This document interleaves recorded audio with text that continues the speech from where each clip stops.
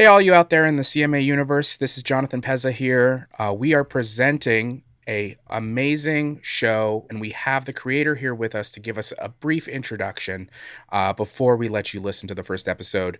Our season is done. You guys have been amazing out there, and we want to introduce you to some of the other really wonderful, immersive podcasts that are out there for you to listen to. And we have a great one for you today. It's Derelict by Barton Mitchell. Jay Barton, welcome to the show. Oh, thanks so much. Glad to be here. Tell us a little bit about what is the premise of Derelict? So it's a little strange, but the first season of Derelict is called Fathom, for kind of a long mercurial reason. But Fathom is it's set on an underwater base on Earth, super deep, and they found what appears to be a giant door that's inset into the ocean floor. This is kind of far future, high tech, and a very large corporation has set up a research base around this door to study it and try and open it, which they do. And as you might imagine, complications ensue from there. And for the audience out there, the second season takes place somewhere else, correct?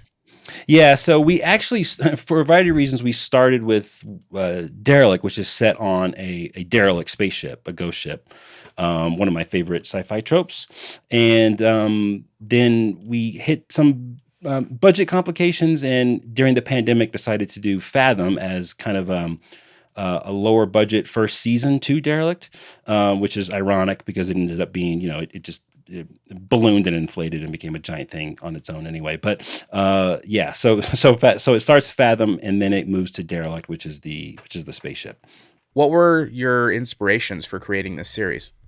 I mean, from a story standpoint, I love 80s, 90s sci-fi movies, Carpenter, Cameron, Alien, obviously. Book wise, I love William Gibson, Simon Green, people like that. So those all factor in, and then I just really, really love old school pulp, like Buck Rogers, Flash Gordon, John Carter. That sentiment, that kind of feel, and yeah, bang pow gee whiz type, comic book pulp stuff. So all of those things kind of get factored into it. I love tropes. The ghost ship is one. I just love movies or stories that do an established trope and try and find a way to do it in a way you haven't sort of seen before, and yet it feels familiar. And I always think those stories are always my favorite. So that was kind of the influence. Well, you're also a writer in speculative fiction, highly accomplished. What was that? What you were doing first? Was that what were you drawn to audio, or did audio draw you towards novel writing? Yeah, my career's been all over the place. I started writing. I always knew I would kind of be a writer, and I started at a really young age. But I always thought it would be fiction. But as I got older, I got more in just really, really into movies. And I went to film school, and my first success on the writing side of things was with screenwriting. And so and I had with a business partner, I had an animation studio for a while. We were doing a project that never got made, but so I was in the voice acting realm as well. So to me, what was so appealing about the audio format, and I'm sure you feel the same, is that it allows you to do these stories that, you know, if you added in video to them, they would be like this $100 million type budget, right? Like a huge, huge thing. And I can kind of do it for the most part in my basement. And that's really, really, really appealing and really drawing. So I can do these big epic stories and, and make them and see them to completion, which is another issue. If you're a screenwriter, what you're really doing is making a blueprint for someone else to go make something, but here you get to do it. And that's really, really appealing. If I feel the episode needs to be an hour and a half long, it can be an hour and a half long. Well, that's going to be super familiar to our listeners because that's sort of been my path to this all as well, and as well as the pulp influence, because that's been huge for us. So I think your show is really going to speak to our audience and everyone out there. Listen to that first episode here on our feed, but then head over to Derelict, follow them, support them, listen to the rest of the series. It's really amazing. Thank you so much for letting us present your show on our feed here at Curious Matter Anthology. And so, everyone out there, sit back, grab that bowl of popcorn, and listen to the first episode of Derelict, aka Fathom.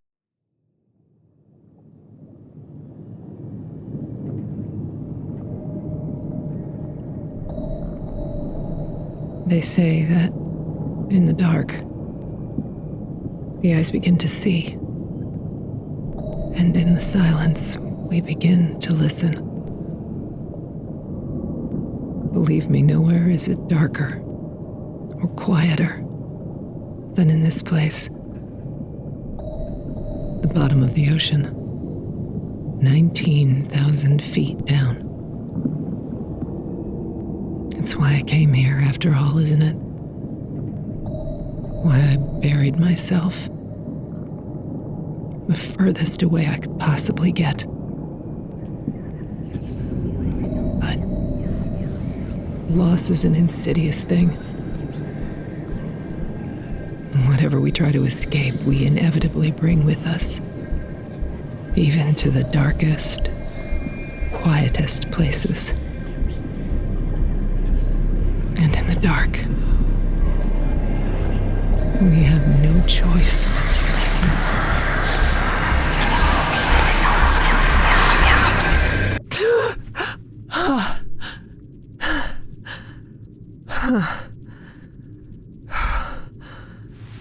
Jesus.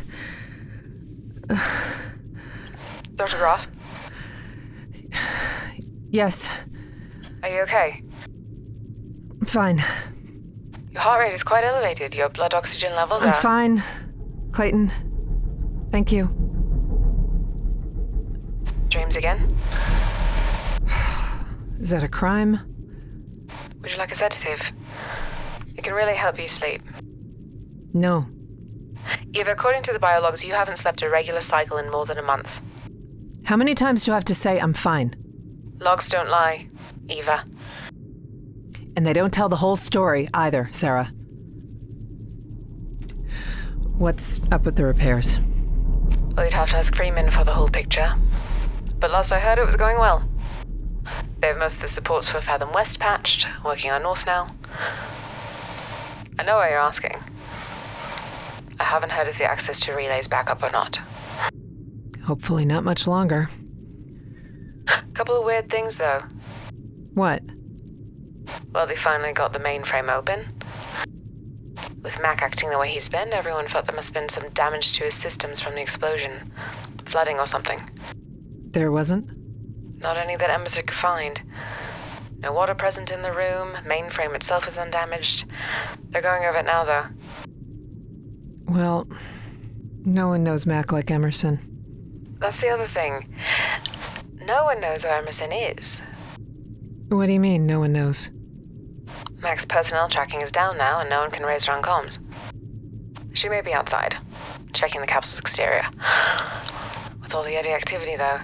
Well, people don't just disappear, especially down here, and Emerson's sort of aloof. Anyway, she'll show up at lunch. Sarah, I need to get up now. I still think sedatives. Thank you, Doctor. Jesus. Good morning, Dr. Graff. Good morning, Mac. I was just talking about you. I heard Emerson is poking around in your brain. Miss Emerson is attempting to determine the cause of my minor malfunctions. My own diagnostics continue to show no errors or latency. Well, something's up. Yesterday you told me it was snowing in Chicago. In June. It is puzzling. I was extensively stress-tested before being approved for deployment. An explosion, such as the one Fathom Base experienced last week, should not have caused any permanent damage. Will you be returning to sleep, Dr. Graff? No. No, I don't think so. I'll prepare your coffee. You have 2 new voicemails if you would like them. Who's the first from? The first voicemail is from your wife, Dr. Graff. She's not my...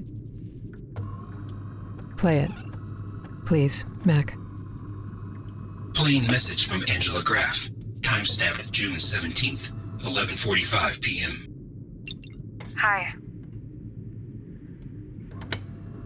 Don't know why I do this. You never respond. It's like talking to a ghost. Or sending messages to a ghost, or... Christ, Eva, we haven't spoken in 2 months. I at least expected something yesterday. Yesterday of all days. You know, you act like you're the only one who feels anything. Or, I don't know, like you're the only one who has a right to feel anything. It's really selfish. You know that? It's really... I just expected something. It's all. Listen, I'm not going to send these anymore, Eva. I took a commission off-world. Colony assignment. It's not with the corporation. You don't have to worry about that. It's my own thing. It's what I've wanted to do for a long time. You know what?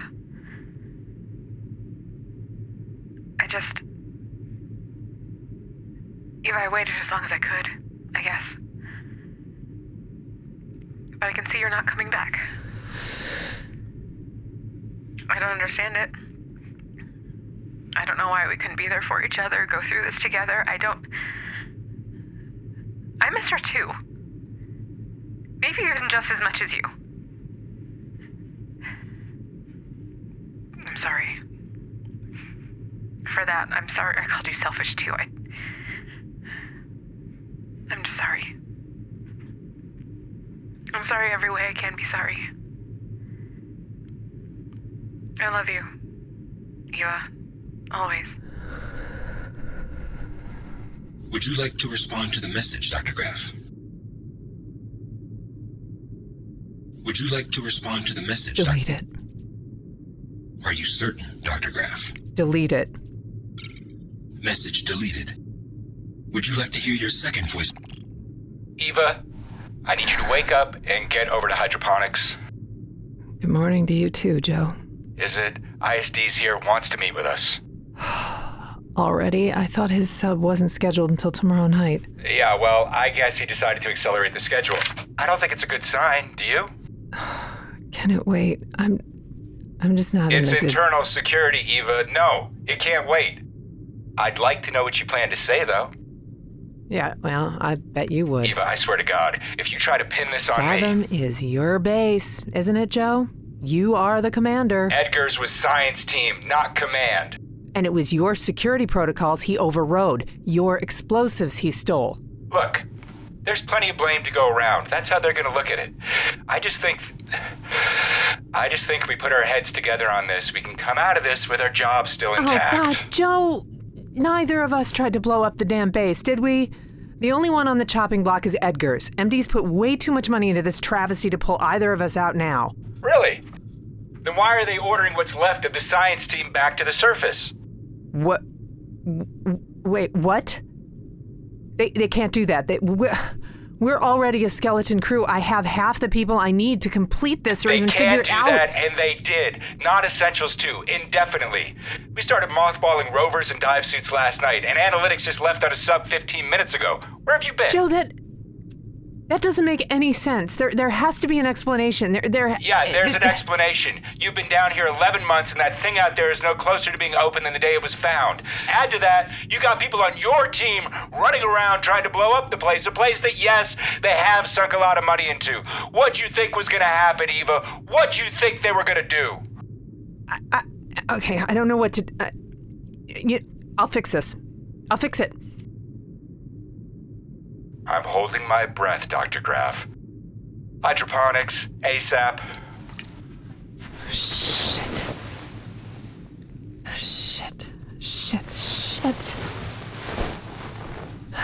Get a grip.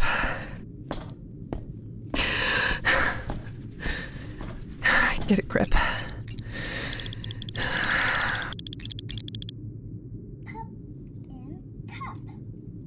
Get a grip.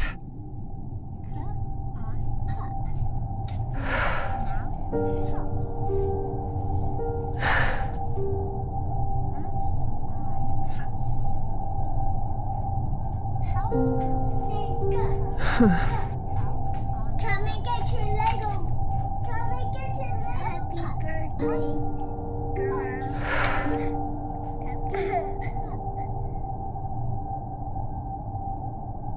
Mac, I'm here, Dr. Graff. undelete that last message, please. Message from Angela Graff restored. Have I already asked if you would like coffee this morning, Dr. Graff? Yes, Mac, you have. Apologies, Dr. Graff. I don't seem quite myself, do I?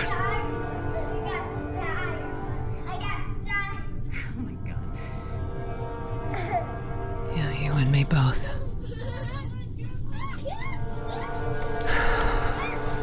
We've been through a lot together, haven't we? We have worked together for quite some time, yes, Dr. Graff.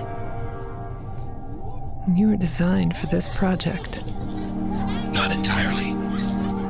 I believe Mossdorian virtual intelligence development was already in the process of planning for a new VI model, but the discovery of the Fathom artifact accelerated the development process. Exactly. If we never would have found the vault, you and I would never have met. I suppose that is true, Dr. Graff.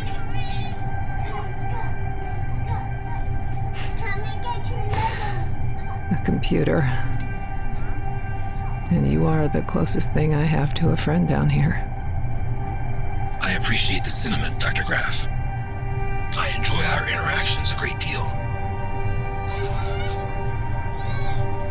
You ever wonder why things work out the way they do, Mac? You ever look back at your life and see all the turning points? Just one turning point, even. One moment that sets you on a totally different course. Like a train that takes the wrong track. You're locked in then. There's no going back. No, Dr. Graff. Those types of calculations are beyond my programming. Lucky you, Mac. Lucky you.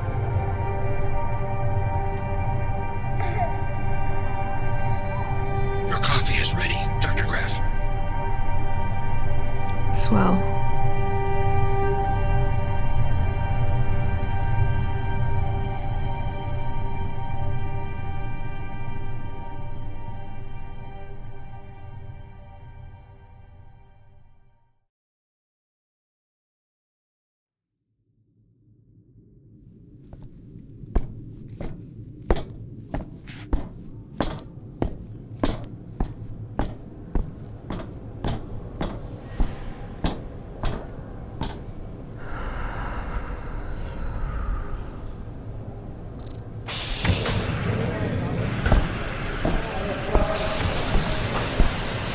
There she is.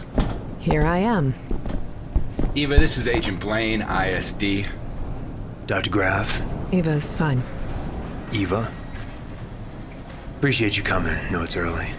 Know you weren't expecting me until tomorrow. It's your world, Agent Blaine. We just live in it. See, you've already been talking with Commander Freeman? I wanted to talk to you separately, if that's okay. You're ISD. I want to cooperate in any way I can. I appreciate that. I know you've had a rough time of it. Freeman was just going over the status of the base repairs. Yeah. Northern platform got hit the worst. 3 capsules breached and flooded. But the supports on west and north were damaged. Dr. Edgar's planted explosives up and down both. And 11 people were killed. Am I right about that? Yeah, that's right. You guys will have to keep forgiving me. There's a lot down here I don't understand yet. You're rushing the support repairs because of underwater storms? Eddies. It's the technical term. Big pockets of moving water that break off from the boundary current nearby. It happens frequently here. It's one of the reasons working outside is so dangerous. What kind of currents are we talking about? Intense. When they surge 40 to 50 knots, and 40 to 50 knots of hundreds of tons of water. Got it. Mac has a model for forecasting them. Right now, the forecast says no eddies for 3 days, which is the window we're going with. We should have the supports repaired and braced by then. I see. What door is this? The one you're working on here? Hydroponics. These doors came down when the explosion happened and got wedged when the capsule shifted. Every room on Fathom is basically its own separate building. We call them capsules. Every entry point into a new capsule has emergency pressure doors that come down in the event of a hull breach to seal them. Max says the capsule on the other side isn't flooded, but even so, it's probably a total loss. Crops don't do well without irrigation. Is it possible the damage was more isolated to the northern platform intentionally? If Dr. Edgars wanted to target one platform over another, I think he'd focus on west. The reactor's there. That's where you'd do the most damage. I'd say he did enough damage regardless. The labs are on this platform, though. All your research. So is your VI's mainframe. From what I hear, it's been acting erratic. Yeah, that's true. VI's been acting strange ever since. Emerson's trying to figure it out now. Strange how? Simple things. Waking teams up at the wrong times, forgetting who people are, shutting lights off in the middle of lunch, stuff like that. But his main functions? He hasn't missed a beat as far as the project goes, and he designed the repair procedure for the platform supports on west and north. You ask me, I think it should be shut down. Turning off the lights is one thing. Depressurizing the base is another. Mac wouldn't do that. What Dr. Graff means to say is Mac's programming wouldn't allow it to do that. But she thinks of Mac as a person. I see it as a tool. And tools can malfunction. You think, what, Edgars was targeting Mac? I don't know. But Dr. Edgars was a smart guy. Triple PhD, Band 11, Nobel Prize-winning engineer with almost 100 patents. So? Just doesn't sound like a guy to me that does anything randomly. I'd like to speak to the VI engineer, if I could. So would I.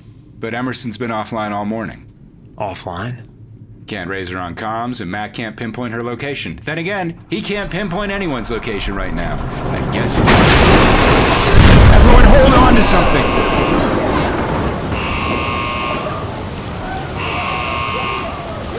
What happened? Hole's breached to the other side of the door. Mac, reseal the pressure doors. He should have done that already. Mac! Attention, please stay clear. Sealing hydroponics pressure doors in 3, 2, 1.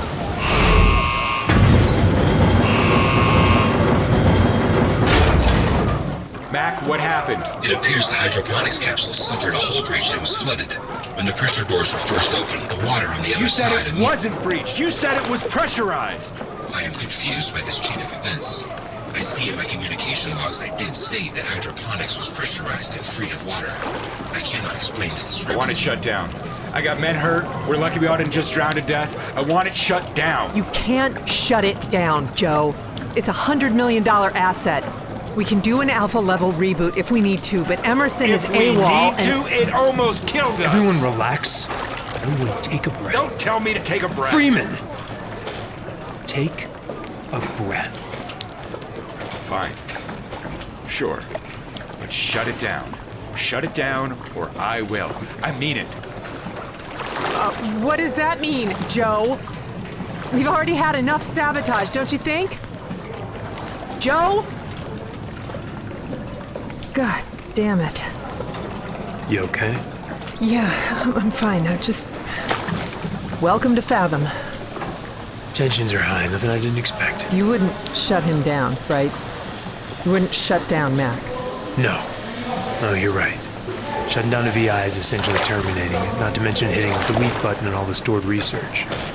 It's a very expensive asset for the corporation. I couldn't afford that loss. Not now, not after the explosion. We're already short-staffed as it is. I am going to limit Mac's access to critical systems, though.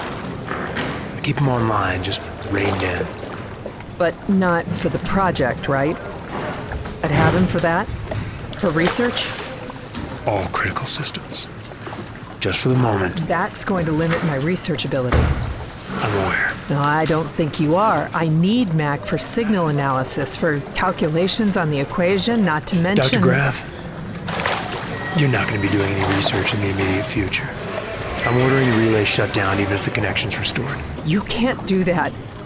You already pulled the rest of my team. Now you're taking Mac and the relay? Let's talk somewhere else. Let's talk now. I need Mac. Let's talk somewhere else, Dr. Graff. Fine. There's a meeting room in Lab 3. I was thinking observation. You want to see it? I want to see it. Like I said, it's your world. Follow me, Agent Blaine.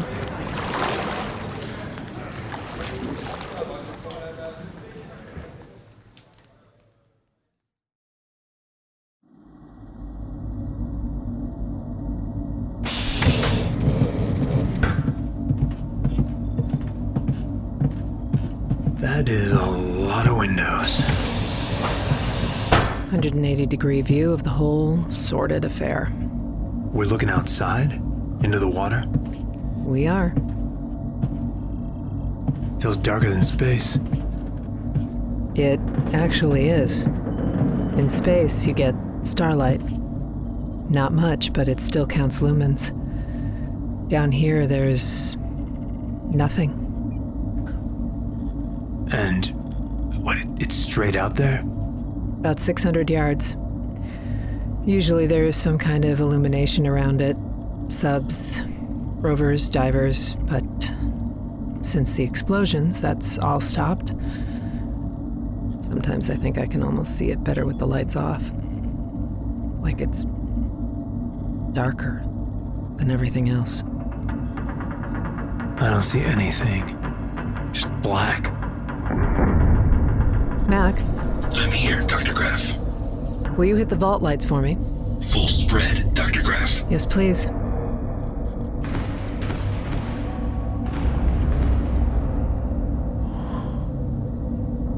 Now that is something.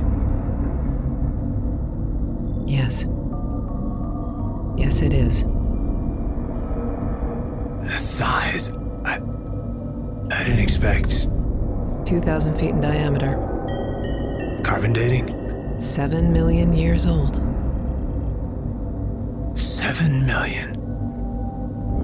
That's unbelievable.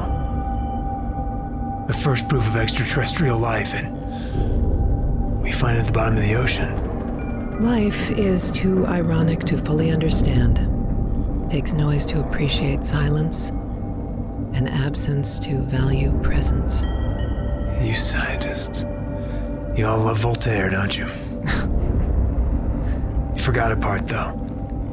It takes sadness to understand what happiness is. I don't believe that part. Correct my math. Like I said, still coming up to speed on this. 11 years ago, an energy company comes down here looking for a geothermal reactor site. They unearth that instead. Buried 19,000 feet down. And we think, what's a door? We know it is. Substropic filters show a space under it. A big space. Doors in near perfect circle, the laser scans tell us. Hinges on the northern side, huge ones, but no electronics, no visible hydraulics even, and no locking mechanism that we can interact with, at least. There's no obvious way to open it at first. Till you found the signal. Right. Mac, play the vault signal. Recording or live broadcast, Dr. Graff. Live, please. Wow, that's lively. It's broadcasting and cycling at VLF. Very low frequency. And that's important because VLF waves are one of the few that travel well underwater. This one is at 11 kilohertz. Travels, but not far, right? Right. About a quarter mile. So basically, down here, you'd have to be on top of it to find it. I don't think it was meant to be found, except by someone who knew where to look. Then why the signal at all? I'm glad you asked. Mac, turn off the vault signal and put up the vault equation on all monitors. That is a lot of numbers. The signal isn't just noise. It's a carrier wave. Modulated sinusoidal waveform. It's a bitch to decode, but in the end, it's binary, like any other carrier signal. The equation you're looking at is the sole piece of data on that wave. And the vault is broadcasting it over and over. Like a key. More like a hint to the key. Figure out the equation, you figure out how to open the vault. How? We believe that solving the equation will give us the frequency and the data packets to transmit back to the vault's reception device. We think that should initiate its opening procedure. And how far along are you to solving it? The equation, long as it is, isn't all that tough. It needs 2 variables to solve, and it solves with numbers in a rational integer pattern. We've tried a lot of them. We're into the 7 digits now. Once we have a solution, we broadcast the answers in a frequency back to the receptor. We went through the VLF band pretty quick. That's why we built the relay next to the vault. Once we got out of VLF, the signals didn't travel very well down here. We needed a broadcasting source that was physically closer. No reaction from the locking mechanism? Well, not yet. We've theorized maybe the vault wasn't yet submerged when it was implanted and the water inhibits the reception, but our geologist confirms that it was underwater at the time of the construction. Not to mention, this signal is in VLF, like it was designed to go through water. And I assume you've tried other ways to get in, besides the lock? Freeman's team excavated around the entire perimeter down to about 300 feet extra depth. They never found an end to the structure, so it's that deep at least. Excavating beyond that at this depth, well, it gets hairy quick. They lost 2 men just getting that far. Explosives? Whatever that alloy is, it's harder than plexisteel. Diamond filament blades, laser cutters, nothing Freeman's boys tried even scratched it. And no, before you ask, the vault can't be pried open either. The lock can't be forced. Why? There's no seam, no gap between the door and the container. Well, how's that even possible? We don't know. Some unique aspect of the alloy, or maybe it's by design, an additional security measure. I guess once the locking mechanism activates, somehow the entire thing unseals itself explosively with heat, plasma. I don't know. It's anyone's guess. What do you think, Dr. Kraft? Can you be more specific? About the artifact. What do you think it is? You're the project director, you gotta have a theory, you if anyone. Why put a giant door on the bottom of the ocean? An ocean on a planet that at the time, nothing intelligent lived on. I don't know. All I know is it shouldn't be here. But it is. Yeah. Just like us. All right. I get why you're here, Agent Blaine. Do you now? An MD employee tries to blow up an MD facility. Doesn't care who he kills, doesn't care about the attention he draws. And this is a black site, after all. Not the kind of headlines MD wants on the news. There is that. You're here to investigate.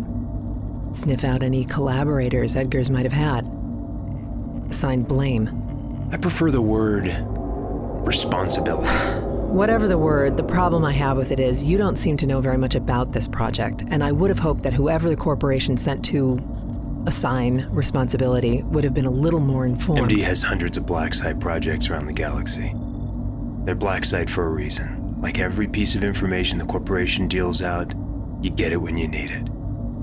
I don't need to know the background of this place or the specifics of your research to form an opinion on your results. Almost a year of your life on this project, and you still have no clue what it is you're trying to open. Oh, now wait I wonder, just a minute. Eva, if your research progress is more than just slow. I wonder if it's intentionally slow. I'm sorry? You were offered this position once, project director, and you turned it down. 2 months later, you lobbied to be included again. Now, why was that? Was it because of your daughter? What did you just say? I wonder if you took this job because down here there's nothing to remind you of home. I wonder if the thing that scares you most about this place is having to leave it. Is this a performance review or a psych eval? It's whatever I want it to be, Eva. Right now, I'm trying to decide whether or not to pull you off entirely. Pull you off and send you home. You don't have the authority. I don't, you're right. But the executive board does. And they want my opinion to make their decision. Look, all right, look, figuring things out like that out there, it doesn't happen overnight, and there's been progress. We have figured out a lot. You mean the signal? Which apparently drives people crazy? Now, wait, that's not true. It's harmless. It's just a looping carrier waveform. Did Dr. Edgars think it was harmless? Edgar's lost his shit down here, like pretty much everyone else does eventually. Dr. Edgars tried to blow up this base so as to stop what was happening here. A galactically respected scientist, and your explanation is he lost it? You look out there, look. Human beings aren't supposed to be down here. You said it yourself. We might as well have been dropped on the moon. It takes a toll. It gets to everyone. Edgar said he heard voices in the signal. It's just him losing it. 3 other science staff said the same thing. Voices in the signal, hundreds of them. Are they losing it too? It's just the power of suggestion. Stories like Edgar's, they take a life of their own, especially in a place like this, where... Edgar said to the interviewer he was convinced that the thing out there wasn't a vault at all. Yeah, I know what he thought. Dr. Edgars didn't think it was designed to keep things out. I know what he thought. It was thought. designed to keep something in.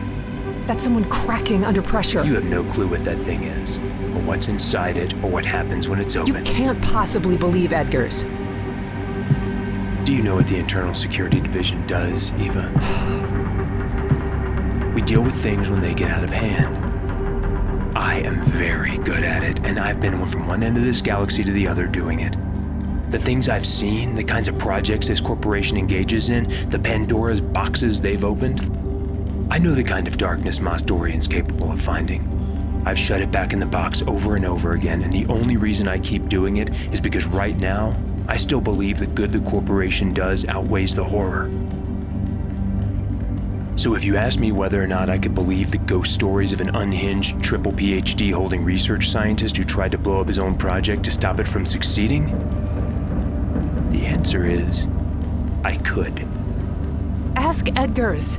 Ask him. He's on the surface now. He'll have recovered. He'll tell you. He'll tell you it was just this place. It got to him and he lost it. That's what he'll say. I would very much like to ask him about his experiences here, Dr. Graff, but I can't. Why not? Because he hanged himself in his cell last night. What? Dr. Edgars is dead. And what worries me more than anything is that you're hearing voices too. No. Your medical officer, Dr. Clayton, put it in your chart. You said you were hearing voices, and you were hearing them way before Dr. Edgars did. Once. I said I heard it once. I was wrong. Dr. Clayton also says you're not sleeping. That's an exaggeration. She says you're losing your grip, says your team has reported you erratic, that you give the same orders multiple times. That's not fair. She put the same exact things in Dr. Edgars' file. I'm not Dr. Edgars. She said he couldn't sleep either at the end. She said he roamed the halls all night. She said his eyes were bloodshot. She said... I can't go home! Please. I can't go back. Being down here, this work, it's all... You're right, okay? I don't sleep. I don't sleep. And when I do, I hear her. And then it starts all over again. I'm sorry I pushed you like that, Dr. Graff. But I had to see for myself your state. I think it's a good thing I did. What does that mean? It means you need to go back to your quarters and start packing your things and get ready to return to the surface. No! That will be all, Dr. Graff. No, please. I know how your daughter died. But the truth is, they don't care about any of that. All they care about is results. And you haven't had enough. Blaine, Go home, Dr. Graff. There's nothing here for you but pain. What do you know about pain? I've had my share.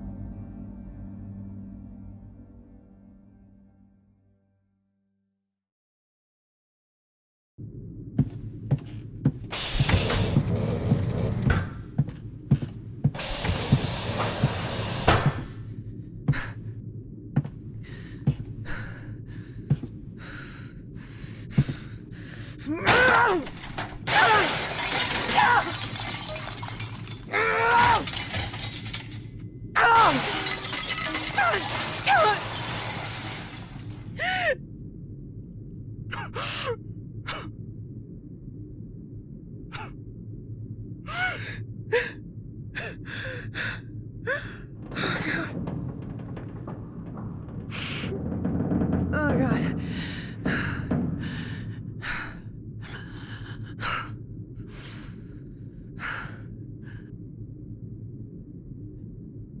Mac, I'm here, Dr. Graff.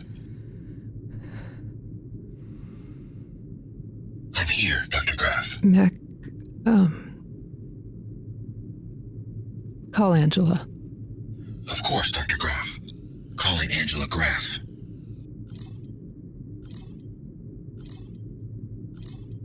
Hey, this is Angela. Leave me a message and I'll Mac, certainly disconnect. consider calling. Call to Angela Graff disconnected. Dr. Graff, you seem agitated. You think so, Mac? Is there anything I can do to help? I don't know. Can you roll back time? I'm afraid I do not have that ability, Dr. Graff. Chamomile tea has been shown to have a relaxing effect in times of stress. Would you like me to make you a cup? How about a whiskey, Mac? Alcohol is restricted on Fathom base to weekends only. Oh, you can't make an exception? For an old friend? I'm afraid not, Dr. Graff. Thanks anyway, Mac. As a reminder, you still have one unheard voicemail. Yeah. Who's it from? The voicemail is from Dr. Richard Edgars. Edgar's. Yes, Dr. Richard Edgars. The message was received 11 hours ago. Play it. Playing message from Dr. Richard Edgars. They gave me one phone call, Eva. I used it for you. Flattered. I won't be here tomorrow. Maybe you'll hear. Maybe you won't. Doesn't matter. I hoped when they pulled me out of that place and back into the sun, the one solace I'd have is that I wouldn't hear them anymore. But I still do. Worm their way inside my head. They're all I hear, Eva. When I close my eyes, they're all I hear. I haven't slept in a month. How are you sleeping, Eva? I've decided I don't care anymore. I've decided I want it open. Open and for everything in there to just crawl out. You deserve it. You more than anyone. So you're the one I'll tell. Tell what I already figured out. What I kept from everyone. It's actually very simple. I won't just give it to you, though. I want you to make your choice. I want you to look back and know that it was you that caused it. So, here it is. You were half right. The signal is the key, but it's the lock, too. And you never thought about the timing, Eva. Right there in front of you. And you never thought about it at all. The sad thing is, I know you'll do it. You'll do whatever it takes if they just let you stay down there. I'd say you have my sympathies, but we both know better. Mac, I'm here, Dr. Graff. delete this message. Are you certain, Dr. Graff? Yes. Delete it. Now. And scrub it, no backups. Message from Dr. Edgar's permanently deleted. All right, Mac, play the vault signal, live broadcast. Mac, I want to know the timing of the signal. How long is it? Is it the same length every time? And does the length of time vary in between each broadcast? The signal is exactly 10 seconds long and is the same length every broadcast. The time in between each broadcast is exactly 2 seconds. When you say exactly, you mean with what specificity? Down to the millisecond, Dr. Graff. It is exact. It's exact. Nat, put up the signal equation on monitor 3, please. Mac, I'd like to try solving the equation with y equals 10 and x equals 2. Confirming variable input, y equals 10 and x equals 2. Now hit it. The equation does not resolve with y equals 10 and x equals 2. Mac, try x equals 10 and y equals 2. The equation resolves with the following result. 11, 0 decimals. Exactly 11. Yes, Dr. Graff. 11, 0 decimals. The frequency of the vault signal, it's 11 hertz. That is correct, Dr. Graff. The same number as the resolved equation. The lock and the key. I can't be that simple, Edgars. I can't.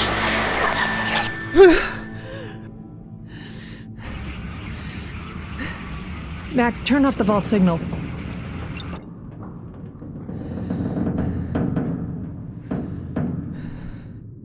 Oh, you just need to sleep. You just need sleep.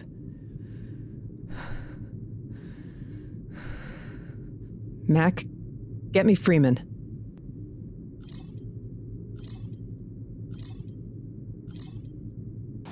I can't help you, Eva. You did this to yourself. Joe, I figured I it tried out. explaining how serious this was, but you wouldn't listen. I'm in the same boat. This Blaine guy's I recommending I be figured it out, Joe. Figured out what? The vault. It's a long story, but I figured it out. I can open it. I can give them what they want. We can give them what they want. We. Yes. Together. All I need is access to the relay. Local access. With it disconnected from the labs, it's the only way. You want to take a suit and make a floor walk to the relay. Use the controls locally. Not me, Joe. Oh. Now I get it. You want me to do it. You want me to go around an ISD mandate with an agent on deck. I hate to break it to you, but it won't just be me they throw in prison. It'll be both They of won't. us. Because it will work this time. I know it. We can both come out of this on top. We can both stay. We won't have to go back. We can stay. The hell does that matter? It doesn't. The point is, if we do this, we don't just go back to how it was. We'll close out a major project milestone. There will be bonuses. There will be promotions. MD rewards ambition. It rewards it above everything. We can turn this whole thing around. Joe, It will work. Joe. Joe? Mac, get me Freeman back. Mac?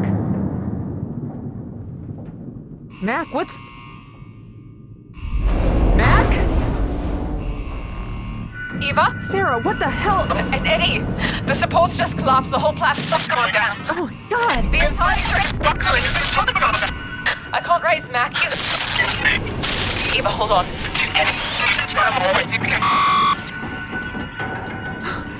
Clayton? Sarah?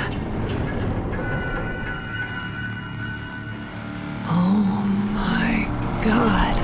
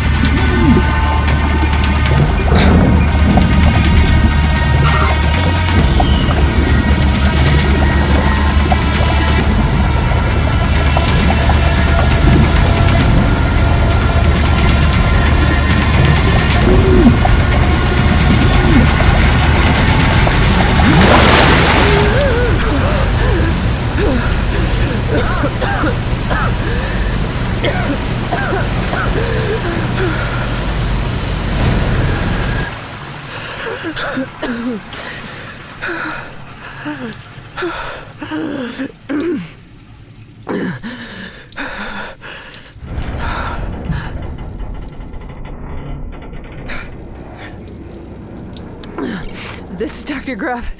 Does anyone copy?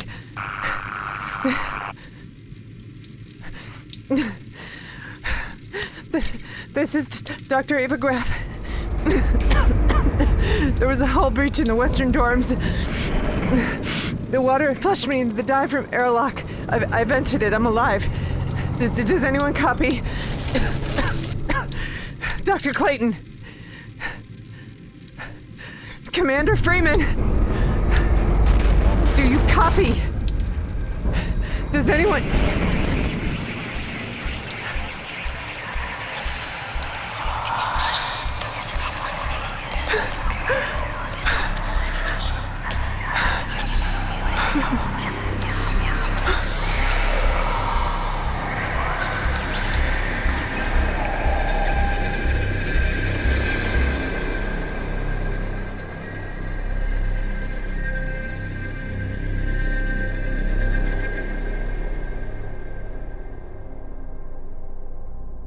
Fathom is the prequel to the podcast Derelict by Night Rocket Productions. It is created, written, directed, and edited by J. Barton Mitchell, and produced by Kirsten Rudberg and Thomas Barker. Episode 1, In the Darkness We See, stars Elizabeth Laidlaw as Eva Graff, Michael Mao as Blaine, Eli Goodman as Joe Freeman, Danny Payne as Sarah Clayton, and Mac as himself. The podcast features additional sound design by Music Radio Creative and music by Ryan Talbert, Luke Atencio, and Davis Harwell. The producers wish to thank Flashpoint Chicago, a campus of Columbia College Hollywood, especially John Petrosky and Bill Bacon, for their invaluable support in the creation of this podcast. They also wish to thank Robert and Russell Summers of Grand Scheme Productions, without whose effort this story would not be as good as it is. Lastly, Fathom and Derelict rely on the support of listeners like you. Find out how you can help us continue the story by visiting derelictpodcast.com and fathompodcast.net. And as always, more than anything, thank you for listening. This story will continue.